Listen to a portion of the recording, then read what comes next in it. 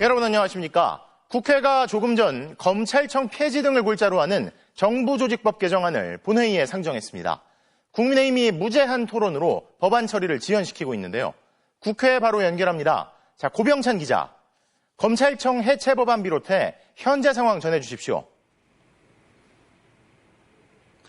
네, 지금 제 뒤로 보이는 국회 본회의장 안에서는 국민의힘이 주도하는 무제한 토론, 필리버스터가 진행되고 있습니다. 필리버스터는 무제한 토론을 통해 법안 처리를 지연시키는 걸 말하는데요. 국민의힘이 맡고 있는 법안은 검찰청 해체 등을 내용으로 하는 정부조직법 개정안입니다. 당초 여야는 원내대표 회동을 통해 막판 협상을 벌였지만 최종 결렬되면서 국민의힘은 쟁점 법안 4개에 대해 필리버스터를 신청했는데요. 검찰청을 중수청과 기소청으로 분리하는 정부조직법 개정안과 방송미디어통신위원회 설치법, 국회법, 국회 증언감적법 등 4개 법안입니다.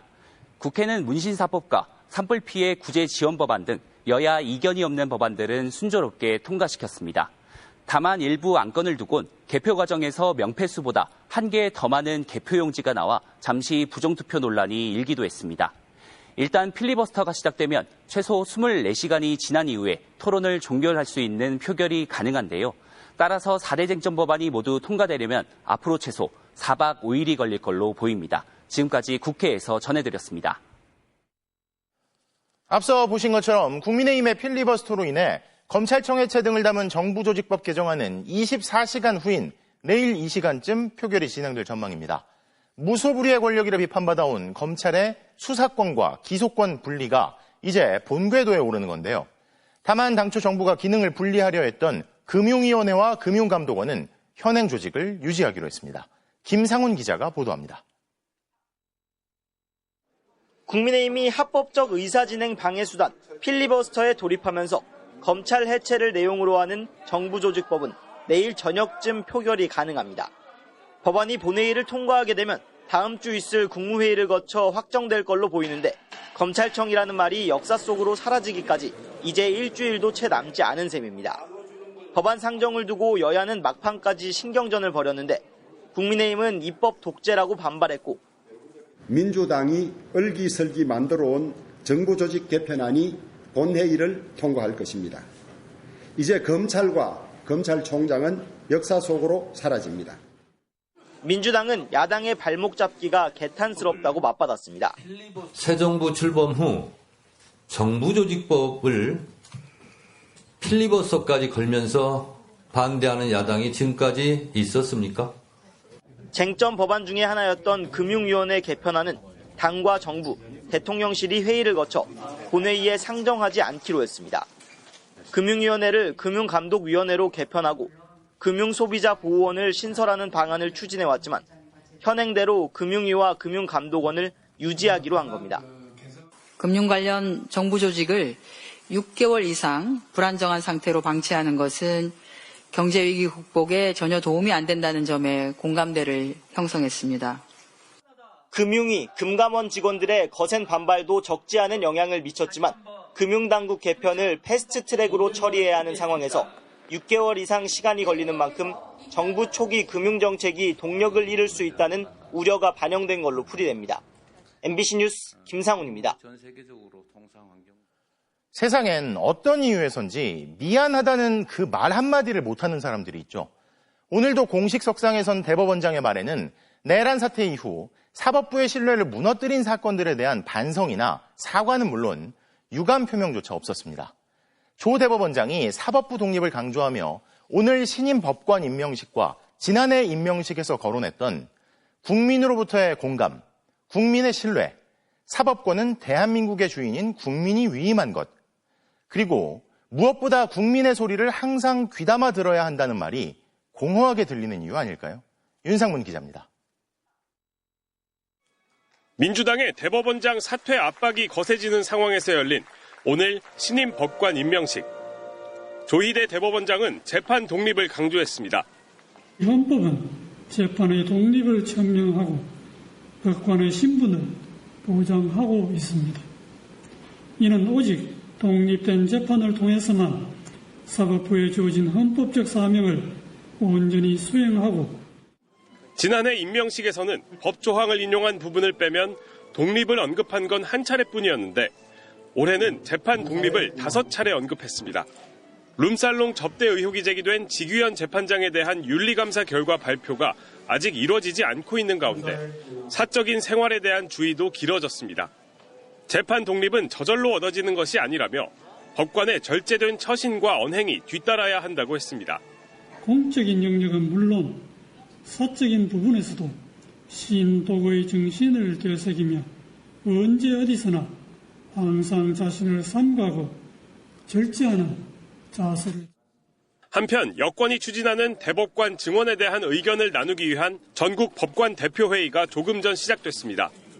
토론을 주관하는 재판제도 분과위원회는 앞서 보고서를 통해 상고심 개선에 대한 논의가 반복되는 상황과 관련해 사법부가 국민의 신뢰를 받는 재판을 해왔는지 자성할 필요가 있다고 지적했습니다. 수도권의 한 부장판사는 파기환송이나 구속 취소 같은 결정이 사법부의 신뢰에 손상을 줄 수 있다는 우려가 있다면서 사법부와 여권의 대립 같은 구도가 만들어지는 것에 답답함을 느낀다고 전했습니다. 한 평판사는 한덕수 회동설 같은 방식으로 문제를 제기하거나 지규현 재판장을 억지로 직무 배제하는 게 오히려 사법 독립에 대한 개입이 될 수 있다고도 전했습니다. 전국 법관대표회의는 회의에 참석한 판사들의 의견을 들은 뒤 내일쯤 입장을 밝힐 예정입니다. MBC 뉴스 윤상문입니다. 어제 특검의 방침을 어기고 취재진을 피해 지하주차장을 통해 꼼수 출석했던 박성재 전 법무장관이 특검의 조사가 형편없다며 서명을 거부한 걸로 확인됐습니다. 박 전 장관은 12.3 계엄 당일 밤 심우정 전 검찰총장 등과 통화하며 계엄사엔 검사 파견 검토를, 출입국 본부엔 출국 금지팀 대기를, 그리고 교정본부엔 수용시설 확보를 지시한 혐의를 받는데요. 이에 대한 박 전 장관의 입장은 그런 기억이 없다. 통상적인 업무를 했을 뿐이다 라는 겁니다. 구승은 기자가 보도합니다. 내란특검 사무실이 있는 서울고검의 지하주차장입니다. 출입카드가 있어야 건물로 통하는 문이 열리기 때문에 보통 비공개로 소환된 사람들이 이곳을 통해 특검에 출석합니다. 그런데 어제 박성재 전 법무부 장관은 특검과 협의 없이 지하주차장 통로로 들어와 취재진을 피했습니다. 박 전 장관은 서울고검장을 지내 건물의 구조를 잘 알 수밖에 없습니다. 네, 1층 출입 안내됐는데 왜 지하로 출석하신 건지 취재진 피하려 하신 건가요? 그런 거는 다 설명된 걸로 알고 있습니다. 13시간가량 이어진 조사를 마친 뒤에도 지하주차장으로 나오려 했다는 언론 보도가 있었는데 박 전 장관 측은 가짜뉴스라고 반발했습니다. 기다리던 기자들의 질문에는 날카로운 반응을 보였습니다. 심우정 총장이라든지 눈이 안 보인다니까요. 이 사람 정말 검찰국에서 조사한 사람들인데 가서 물어보세요. 나는 다 조사한 말씀드려요. 분들이 말씀하시면 안 되는 거 아시지 않습니까? 그럼 나는 왜 해야 됩니까? 박 전 장관은 12.3 계엄 당일 밤 검찰국에는 계엄사령부 합동수사본부 검사 파견 검토를, 출입국 본부에는 출국금지팀 대기를, 교정본부에는 수용시설 확보를 지시한 혐의 등을 받고 있습니다. 특검은 박 전 장관이 계엄 선포 국무회의 이후 간부회의를 위해 법무부로 이동하던 중 임세진 당시 법무부 검찰과장과 배상업 출입국 본부장, 신용해 교정본부장, 심우정 검찰총장과 연쇄적으로 통화하며 관련 지시들을 내렸다고 보고 있습니다. 배 전 본부장은 특검 조사에서 박 전 장관으로부터 출국금지 담당 직원을 출근시키라는 지시를 받았다고 진술했고, 실제 출입국 규제팀 직원들도 그날 밤 법무부 청사로 출근했습니다. 하지만 박 전 장관은 그런 지시를 내린 기억이 없다는 입장입니다. 통상 업무를 했을 뿐입니다. 부당한 지시를 한 적이 없습니다. 나는 누구도 체포하라, 구금하라고 지시한 사실이 없어요. 모든 혐의를 부인한 박 전 장관은 특검이 작성한 조서에 대해서도 내용이 형편없다며 날인을 거부하고 영상조사 녹화물에 대한 녹취서를 요구했습니다. MBC 뉴스 구승입니다. 내일 열리는 윤석열 전 대통령의 특수공무집행 방해 혐의 첫 재판이 처음부터 끝까지 공개됩니다. 서울중앙지법 형사합의 35부는 내란 특검의 신청을 받아들여 내일 오전 열리는 첫 공판에 대해 촬영과 중계를 허용하기로 했습니다. 다만 내일 공개 재판으로 열리는 보석신문에 대해서는 중계 신청을 받아들이지 않았는데 재판부는 보석신문 중계 불허 이유를 법정에서 밝힌다는 방침입니다. 오늘 정부조직법 개정안에 반대하며 필리버스터에 나선 국민의힘은 수사권과 기소권을 분리하는 검찰개혁 법안에 대해 검찰개악이라며 반발하고 있는데요. 그런데 불과 6년 전에는 오히려 나경원 의원을 비롯한 자유한국당 지도부가 앞장서서 수사권과 기소권의 분리를 촉구한 바 있죠. 팩트체크 알고 보니에서 손구민 기자가 확인했습니다. 검찰이 수사 기소권을 모두 쥐고 막강한 권한을 악용해 국민 신뢰를 붕괴시켰다. 검찰개혁을 추진 중인 지금의 정부 여당이 한 것 같은 이 말. 사실 지난 2019년 당시 자유한국당 의원들이 연 국가수사청 신설 정책토론회에서 나경원 의원이 축사해서 한 말입니다. 당시 원내대표였던 나 의원은 검찰이 독점한 수사권과 기소권을 분리해야 한다며 강력하게 검찰개혁을 촉구했습니다. 수사권과 기소권을 원칙적으로 분리하는 방법을 통해서 무소불위의 검찰 권력은 견제할 수 있다고 봅니다. 그래서 자유한국당이야말로 얼마나 검찰 공권력 남용에 시달렸습니까? 자유한국당의 사법개혁특위 간사였던 윤한홍 의원 역시 검찰은 기소권만 갖게 해 권한 남용 우려를 줄여야 한다고 강조했습니다. 또 토론회를 주최한 곽상도 당시 자유한국당 의원은 아예 검찰 수사권의 완전 박탈을 촉구했습니다. 검찰 직접 수사권을 일부만 제한하면 그 제한을 피해갈 수 있다는 거였습니다. 또 문재인 정부가 검경 수사권을 조정하면서 검찰의 6대 범죄 수사권을 남겨주자 오히려 자유한국당이 반쪽짜리 개혁이라며 비판하고 나선 겁니다. 자유한국당 소속이었던 여상규 당시 법사위원장과 이주영 국회 부의장, 정종섭 의원도 축사와 개회사를 통해 검찰개혁 목소리에 힘을 보탰습니다. 검찰개혁에 반대하며 필리버스터에 나선 지금의 국민의힘과는 반대의 목소리를 냈던 겁니다. 당시 검찰은 박근혜 전 대통령 탄핵 이후 보수 진영을 향해 대대적인 적폐청산 수사에 나섰던 상황이었습니다. 이후 문재인 정부 말기 들어 검찰의 칼날이 민주당으로 향하고 정권 교체 후 윤석열 정부 비호에 앞장서자 입장을 바꾼 것으로 해석할 수 있는 부분입니다. 이렇게 입장이 달라진 이유를 묻는 MBC 질의에 나경원 의원은 구체적인 설명 없이 당시 검경 수사권 조정과 지금의 검찰 수사권 완전 박탈은 질적으로 다른 얘기라고만 밝혔습니다. 곽상도 전 의원은 검찰 제도를 고쳐야 한다는 건 국민의힘도 이미 논의해왔던 일이라고 말했고 윤한홍 의원은 답변을 하지 않았습니다. 알고 보니 손구민입니다. 유엔 총회 참석차 미국을 방문 중인 이재명 대통령이 미국 재무장관을 만났습니다. 3,500억 달러 규모의 투자 패키지를 두고 한미 간 이견이 있는데 이와 관련해 이 대통령은 한미 통화 스와프의 필요성을 특히 강조했습니다. 뉴욕 현지에서 김재경 기자의 보도입니다.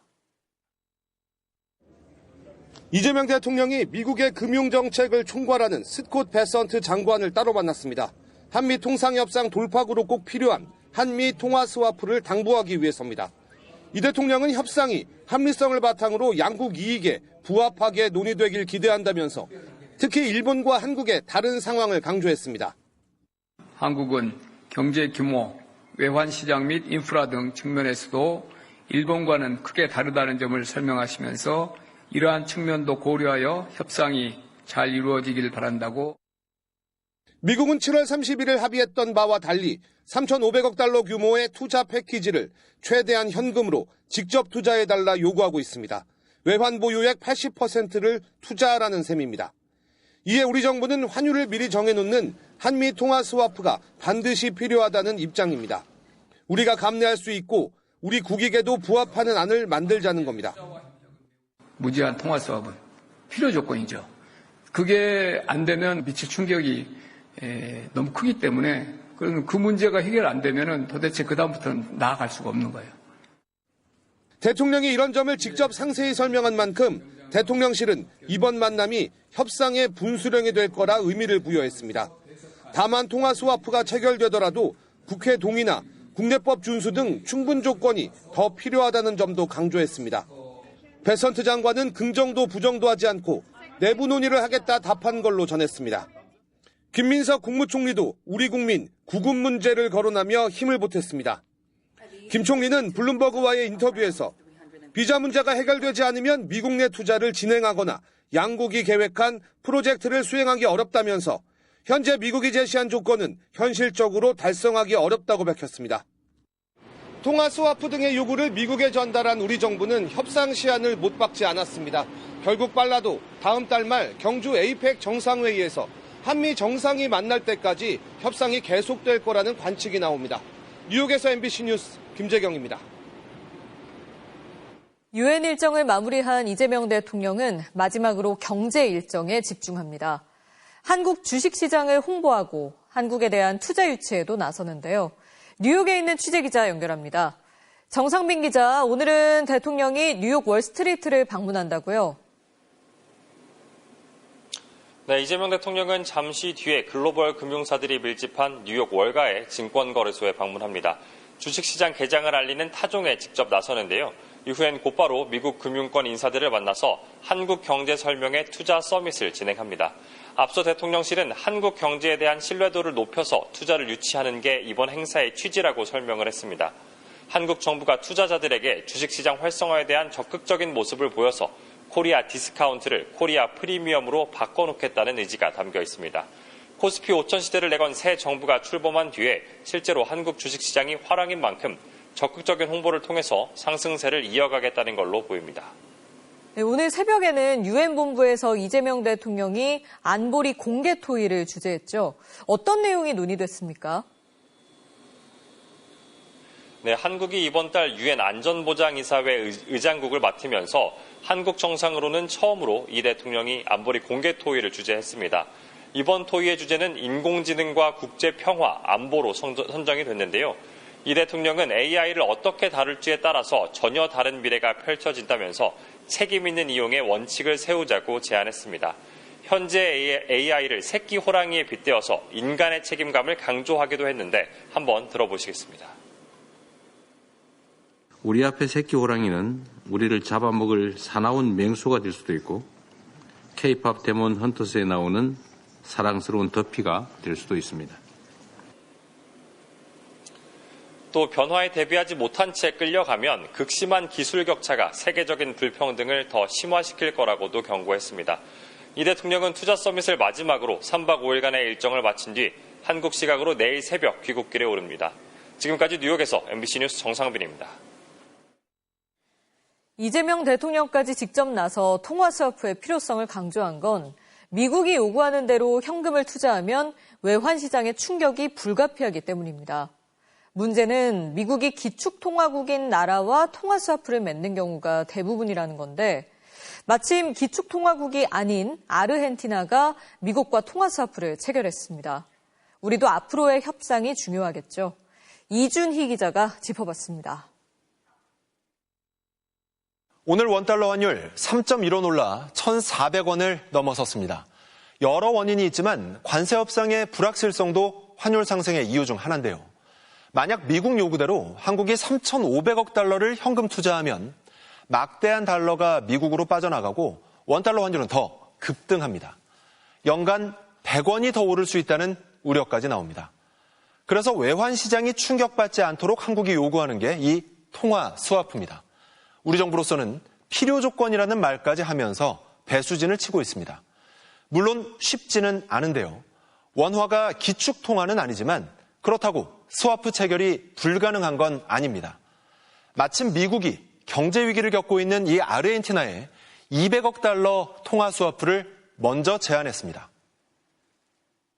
비기축통화국하고 이제 외교적인 혹은 전략적인 이런 필요성에 의해서 비교적 유연하게 통화 수업을 체결했다라는 걸 보여준 선례가 되기 때문에 좀 긍정적인 이런 측면이 있는 것 같습니다. 정부는 최대한 버티며 협상을 하겠다는 전략입니다. 국익에 맞게 양국에 서로 이익이 되는 방향으로 해야 한다는 거죠. 역설적이게도 환율이 오르고 있는 상황이 우리에게 버틸 여력을 주고 있습니다. 환율이 1,300원일 때 4천만 원짜리 한국차를 미국에 3만 달러에 팔았다면 1,400원이 된 상황에선 2만 8천 달러로 가격을 7% 정도 낮춰 팔 수 있습니다. 관세 충격을 상쇄할 수 있는 거죠. 하지만 이건 일시적입니다. 일본에 이어 유럽도 미국의 차 팔 때 관세가 15%로 확정됐는데요. 이들 외국차와 경쟁을 해야 하는 한국 입장에선 관세 협상을 마냥 늦출 수는 없습니다. 미국도 아쉬운 게 있죠. 한국은 미국의 여러 가지 지금 트럼프 대통령이 생각하고 있는 제조업 재건에 정말 필요한 파트너죠. 당분간 양국 재무 라인에 물밑 협상이 이어질 전망입니다. 구윤철 부총리와 미국 베선트 재무장관은 다음 달 중순 IMF 연차 총회에서 다시 만날 예정입니다. MBC 뉴스 이준입니다. 남북 접경 지역의 군사적 긴장을 고조시켜왔던 대북전단 살포. 이재명 대통령은 취임 직후 대북전단 살포를 막겠다고 주민들과 약속했는데요. 오늘 국회에서 접경지의 대북전단 살포를 금지하는 법안이 상임위를 통과했습니다. 소량으로 포장해 전단을 살포했던 대북단체들의 꼼수가 더는 통하지 않을 걸로 보입니다. 김현지 기자가 보도합니다. 북한의 대남 확성기 방송으로 고통받았던 파주시 장단면. 이재명 대통령은 취임 직후인 지난 6월 주민들을 만나 대북전단 살포를 막겠다고 약속했습니다. 아쉬운 부분은 대북풍선 때문에 또 뭐 날린다고 그런다면서 대통령한테 드릴 말씀은 아니라고 생각을 해요. 아니 그것도 우리 해결해. 그 후속 조치 중 하나인 항공안전법 개정안. 개정안에는 접경 지역 등 비행금지 구역에서는 외부에 매단 물건의 무게와 관계없이 모든 무인 비행기구를 공중에 띄울 수 없다는 내용이 담겼습니다. 기존 법규에선 2kg 이상의 무인 기구만 정부 허가를 받아야 띄울 수 있었기 때문에 북한 인권단체들은 이 규정을 피해 2kg 미만의 대북전단 풍선을 날려왔습니다. 지난 2020년 문재인 정부 당시 대북전단 금지법이 제정됐지만 3년 뒤 헌법재판소가 과도한 표현의 자유 제한이라며 위헌 결정을 내렸습니다. 윤석열 정부 들어 북한이 대남 오물풍선으로 맞불을 놓으며 남북 갈등이 고조됐고 단체들은 헌법재판소의 결정을 들며 지자체 등의 단속에도 불구하고 계속해서 대북전단을 보냈습니다. 북한 인민이여 일어나라. 개정된 항공안전법이 시행되면 대북전단 살포가 전면 금지되는데 이를 위반하면 1년 이하 징역 혹은 1,000만 원 이하의 벌금이 부과됩니다. 다만 과잉 규제 우려를 반영해 기상관측, 국경 행사, 연구개발 목적 또는 개인의 취미 여가 활동에 사용되는 경우 등은 예외로 뒀습니다. 하지만 국민의힘은 과거 김여정이 대북전단을 반대한 걸 언급하며 김여정 아부법이라고 비판했습니다. 김여정 아부법이라는 김여정, 김정은 눈치만 봅니까? 우리 국민을 위한 일을 해야죠. 네, 됐습니다. 예. 자. 국민의힘 의원들은 표결에 불참한 채 퇴장했고 결국 여당 주도로 개정안이 의결됐습니다. MBC 뉴스 김현지입니다.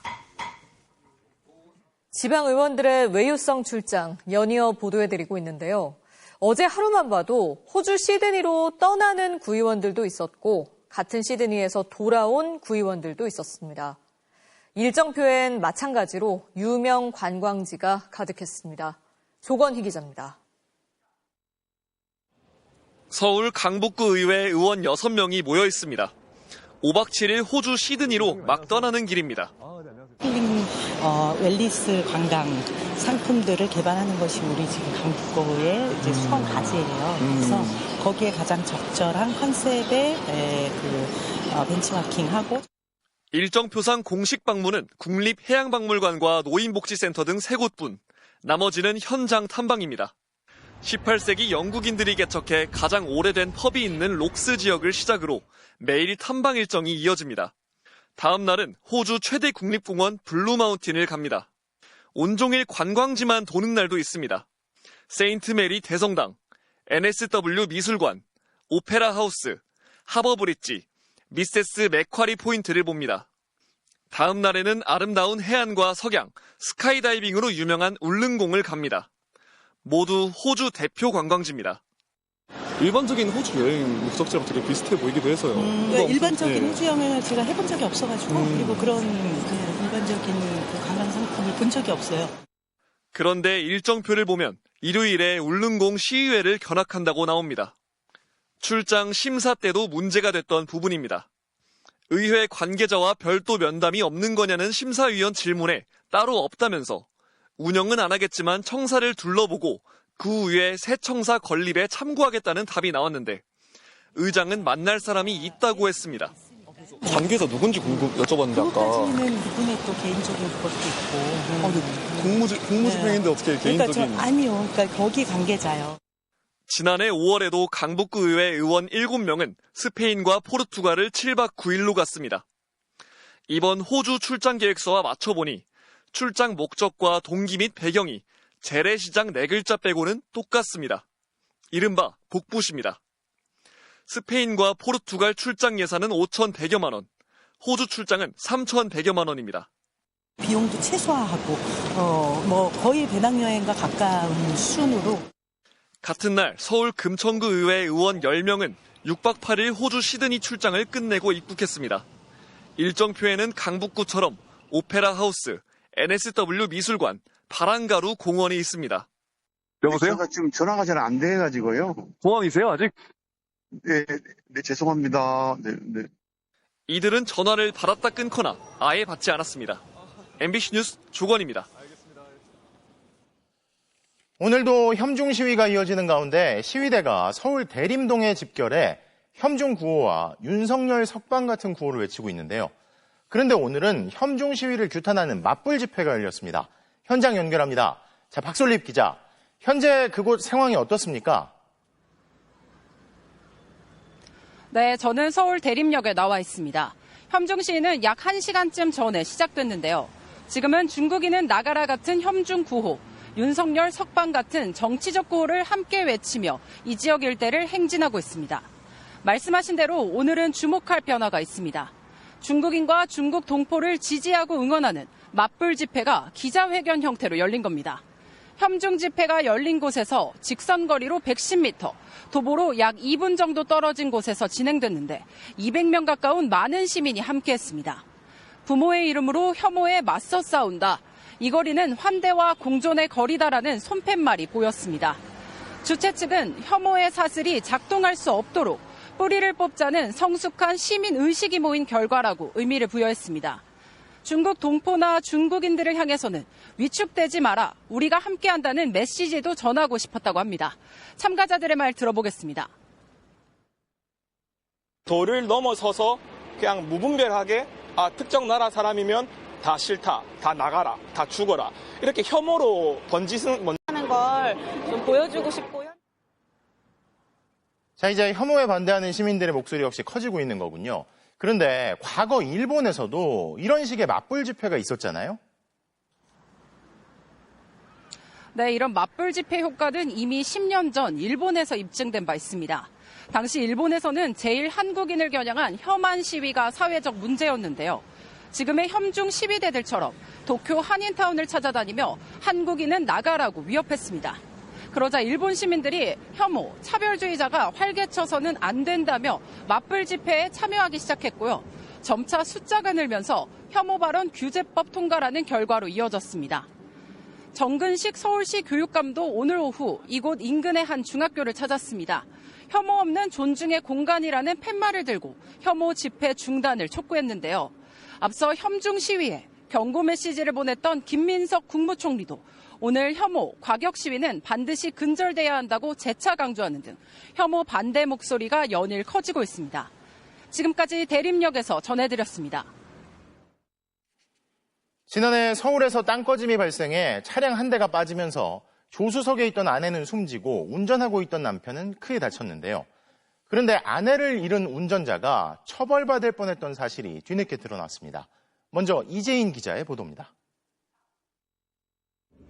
앞차가 무언가를 피해 차선을 바꿉니다. 뒤따르던 흰색 SUV 차량은 그대로 가다 기우뚱하더니 땅속으로 빠집니다. 땅꺼짐 사고가 난 겁니다. 지난해 8월 깊이 2.5m 커다란 구덩이에 빠지면서 조수석에 있던 70대 아내가 숨졌고 80대 운전자가 크게 다쳤습니다. 그런데 운전자가 처벌받을 뻔했던 것으로 뒤늦게 알려졌습니다. 지난 2월 경찰이 운전 부주의로 아내를 숨지게 한 혐의가 있다며 남편을 검찰에 넘긴 겁니다.